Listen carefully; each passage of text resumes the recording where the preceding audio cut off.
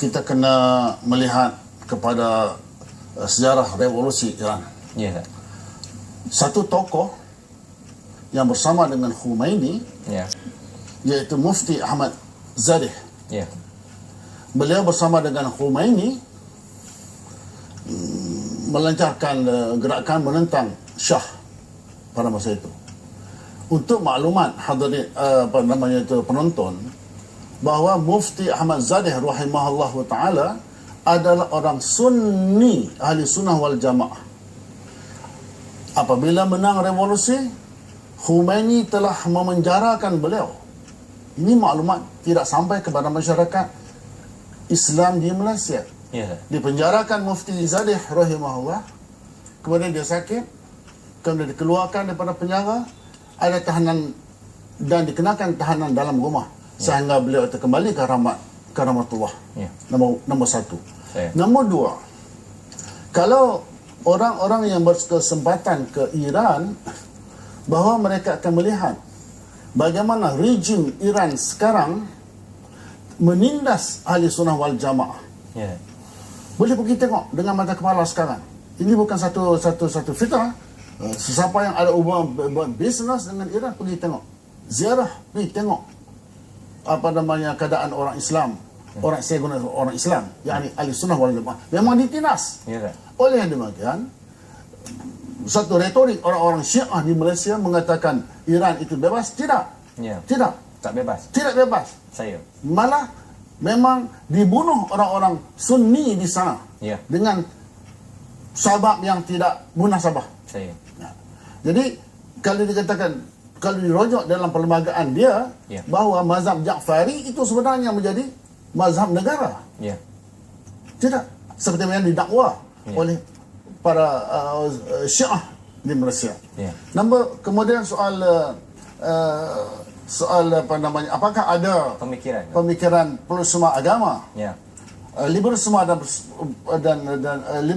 pluralisme agama di Malaysia. Ya, betul. Ya. Saya bersetuju bahawa memang ada pemikir politik dan aktivis politik dan pemimpin politik yang memang berfaham dengan liberal dan pluralisme agama. Saya.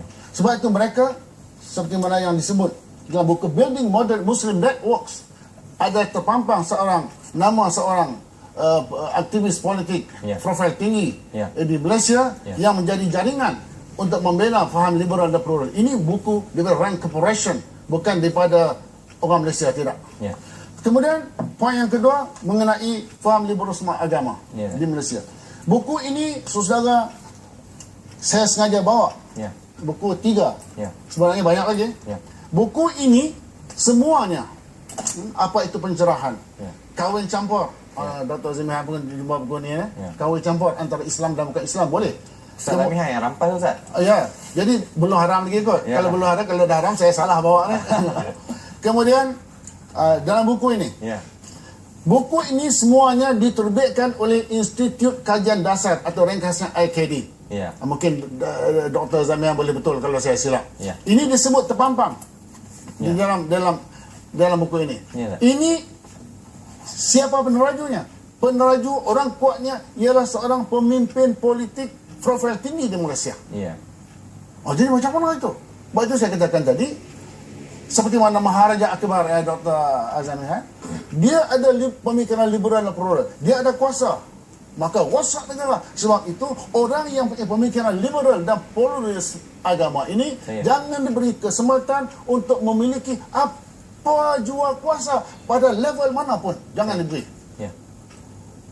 Bahaya sangat kepada agama Islam. Jadi ini buktinya. Buku ini diterbitkan oleh AKD dan disponsor oleh Konrad Adenauer Stiftung. Satu badan organisasi foundation, yayasan daripada Jerman yang tujuan mereka ialah pemurtadan. Komrad, saya. Ya? Komrad. Bukan, Konrad Adenauer Stiftung. Stiftung itu foundation lah, yayasan. Ini buku ni. Jadi fahamnya bahaya. Kita melihat senario ini di Malaysia bukan setakat terhenti dengan fatwa dan teguran daripada para alim ulama, tetapi kita melihat pergerakan liberalisme dan pluralisme agama semakin menular selagi mana tidak ada tindakan yang tegas daripada pihak berkuasa.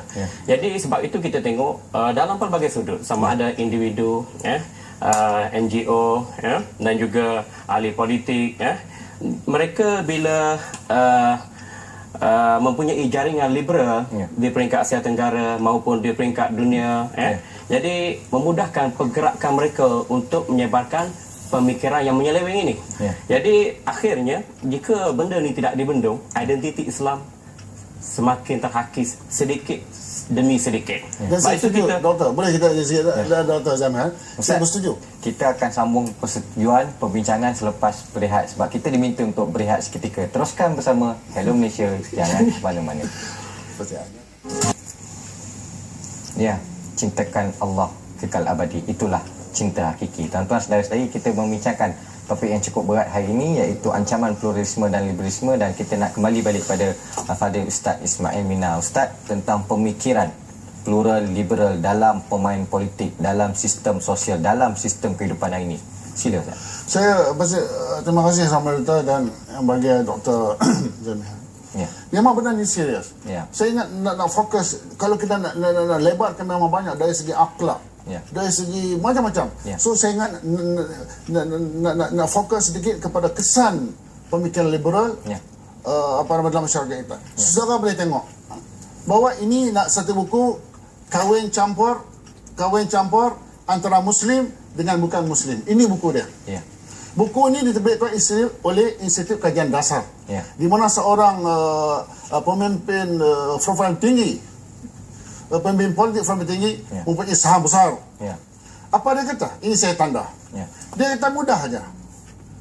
Dia kata harus kahwin campur antara Muslim dengan non-Muslim. Apa nak jadi ini? Ini buku ni, buku. Saya tak tahu diharam belum lagi, Dr. Zamihan. Kita boleh buat pemerhatian dan pemeriksaan, dan jika ada unsur-unsur yang bercanggah dengan akidah syariah, akhlak, keselamatan dan ketenteraman masyarakat, kita mengambil inisiatif untuk mengharamkan dengan kadar segera. Cuma saya cadang ini, Dr. Ustaz Zamihan, haram tu sebab, tapi kita panggil dia. Pertamanya kita mencerahkan dia. InsyaAllah. Panggil dia, kalau dia mau insaf, alhamdulillah lah. Untung dia. Kita tak ada rugi, Allah Ta'ala tak rugi apa. Dia. Kemudian tengok dalam buku ni, mempertikaikan kadar-kadar Tuhan. Tak jadi apa ni. Kemudian dalam buku ni, apa itu pencerahan. Jadi diterbit oleh mereka juga. Itu tadi. Senangnya dia kata, Islam ni kata mereka berdasarkan kepada sapere aude. Sapere aude ini maknanya ikut sedap mati. Apa kita fikir, itulah jadi betul. Apa nak jadi macam ni? Jadi akal ni tak terikat dengan nas. Jadi maka dia bertuhankan kepada hawa nafsu. Jadi saya mencadangkan Dr. Zamihan bahawa orang ini dipanggil. Kita hujah dengan ilmu. InsyaAllah. Itulah pandangan saya. InsyaAllah usul-usul begini dalam bentuk majalah, buku, penulisan, sebaran dalam media ni, pihak KDN dengan kerjasama JAKIM dan Jabatan Agama Islam Negeri sentiasa peka prihatin, dan insyaAllah kami akan bertindak demi kepentingan agama bangsa dan negara. Betul. Jadi Ustaz Zamihan, selaku orang yang ada autoriti dalam Kementerian Dalam Negeri yang terlibat dengan ajaran sesat, bukan Ustaz bawa ajaran sesat mengurus orang yang sesat dan sebagainya, apakah undang-undang apakah akta ataupun pencegahan yang kita boleh lakukan untuk kita uruskan masalah ini? Yang pertama sekali, kita ada akta kesalahan jenayah syariah yang buat bagi peringkat negeri di bawah bidang kuasa Sultan sebagai ketua agama dan adat istiadat negeri. Jadi semua negeri ada di situ disebut mana-mana pihak yang menerbitkan bahan yang bertentangan dengan akidah syariah dan nilai Islam itu dianggap salah, boleh dikenakan tindakan, sabit kesalahan, kenakan hukuman sekian dan sekian.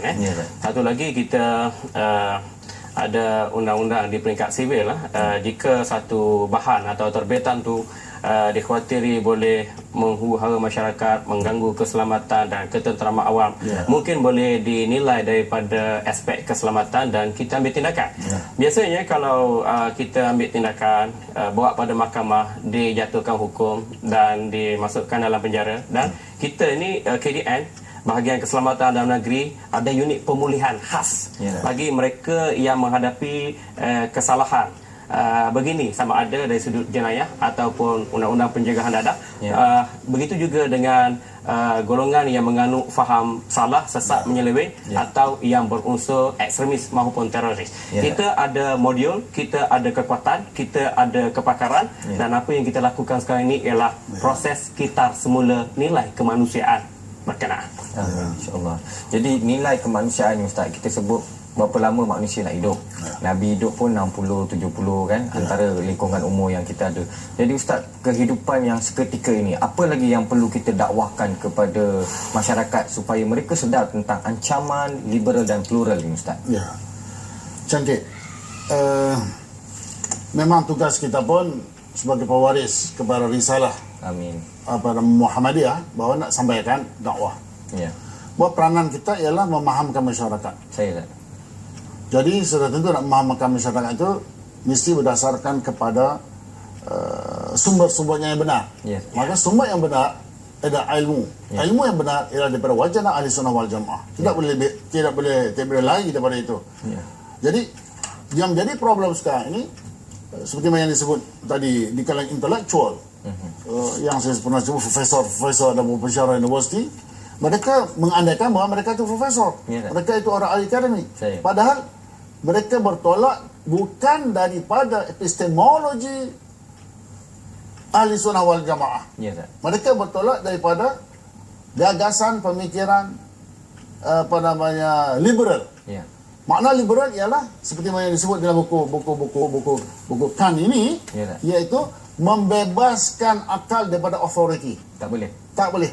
Jangan ikat dengan authority. Makna kita kena ikat dengan authority. Authority kita apa? Mustahil mutlak, mustahil seterusnya lah, al-tarjih dan semuanya. Bagi mereka tidak.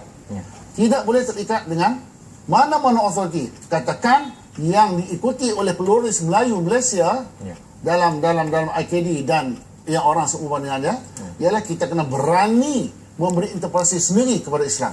Tapi Ustaz, kalau tak pakai teori, tak pakai logik, nanti orang cakap tak pandai. Baik, logik ada dua. Logik yang tidak logik. Satu lagi, logik yang diabolik. Logik yang diabolik ialah logik keiblisan. Jadi mana kita nak pakai? Kalau gitu kita berangin kot. Buang angin. Jadi tak boleh pergi untuklah bahasa tempat situ lah atau macam mana kan? Itu logik illogical logik. Saya menambah sedikit. Dalam menyelesaikan kemelut aliran pemikiran yang sesat, menyeleweng, menyimpan daripada Islam ni, saya menyeru diri saya, keluarga, masyarakat, korporat, ahli politik, akademik, pemimpin tertinggi, kembalilah pada Allah. Kembalilah kepada cara hidup agama yang sebenar sebelum saat kematian kita tiba. Jika kita melakukan kesilapan dari sudut kata-kata, perbuatan, tingkah laku, sikap, maka kita perlu muhasabah diri kita. Di mana kita bermula sebagai hamba dan bagaimana kita mengakhirkannya. Jadi di akhirat nanti kita semua disoal oleh Allah.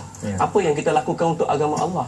Jadi dengan cara mudah kita kenal agama Islam melalui tangga dan pintunya. Yakni mengenal agama Islam melalui sumber yang jelas daripada Al-Quran, As-Sunnah, Ijma' dan akal yang waras. Dan para alim ulama mesti turun ke padang, menjadi moderator, memberi penjelasan, memberi pencerahan, memberi bimbingan kepada masyarakat daripada peringkat bawahan, pertengahan, pada peringkat yang tinggi dan tertinggi sekalipun, untuk kita pacu umat, pacu masyarakat untuk mencari keredaan Allah. Di situ dalam masa yang sama kita boleh memperkasakan pegangan Ahlussunnah wal Jamaah. Yang kedua, kita boleh bertindak untuk membanteras segala penyelewengan yang berlaku di dalam agama Islam. Yang ketiga, dengan kekuatan paduan ulama dan umara ini, kita boleh menolak pelbagai unsur yang direka cipta, yang ditokok tambah untuk memudaratkan agama. Sebab zaman sekarang ni orang guna laras akademik, orang guna laras politik, orang guna laras selebriti untuk bercakap tentang agama. Wow, Apakah agama itu boleh dilacurkan dengan begitu mudah? Na'udzubillah min dzalik. Jadi para alim ulama harus memperteguhkan kebenaran bahwasanya di dalam agama satu-satunya cara untuk kembali pada Allah merujuk pada sumber Islam yang sebenar. Kemudian dalam soal-soal begini, kita tengok datanya ayah P, JKH, Qadiani, Bahai, Arkam, Ahmad Laksmana, Qadiani, lepas tu ajaran apa tadi tu yang apa nama tunjuk langit yang meramalkan kiamat berlaku sekian-sekian, ajaran sesatnya ini timbul. Kerana apa? Kerana cabaran terhadap Islam itu sendiri. Allah nak menguji kita sejauh mana kita berpegang kepada paksi agama. Sebab tu Nabi SAW bersabda, "Taraktu fikum saqalain." Awwaluha kitabullah fihi hudan wa nur. Fakhuzu bi kitabillah. Wa itrati ahli baiti udzakirukumullah fi itrati ahli baiti. Salasa marrat atau kama qala Nabi sallallahu alaihi wasallam. Aku tinggalkan kepada kamu dua pusaka. Yang pertama kitab Allah. Kitab Allah ini lebih besar daripada pusaka yang kedua. Berpegang teguhlah kamu dengan kandungan kitab Allah. Yang keduanya, ku tinggalkan sanak saudara kaum keluargaku. Sebagai penghurai kepada maksud kitab Allah dan sunnah Nabi sallallahu alaihi wasallam. Mana darah kenabian. Yang mewarisi wahyu daripada baginda sallallahu alaihi wasallam yang disampaikan, diberi pencerahan kepada para masyarakat. Jadi berpegang teguhlah kamu dengan mereka ini. Dan hadis ni sama sinonim dengan hadis taraktu fikum amraini lan tadillu ma in tamassaktum bihima kitaballah wa sunnata nabiyyi. Ku tinggalkan pada kamu dua perkara, kamu tidak akan tersesat bila kamu berpegang dengan keduanya, iaitu kitab Allah dan sunnah Nabi. Jadi Ustaz, kita akan berehat lagi dan kita nak simpul apa yang Ustaz cakap tadi. Yang penting Al-Quran dan As-Sunnah. Teruskan bersama Hello Malaysia.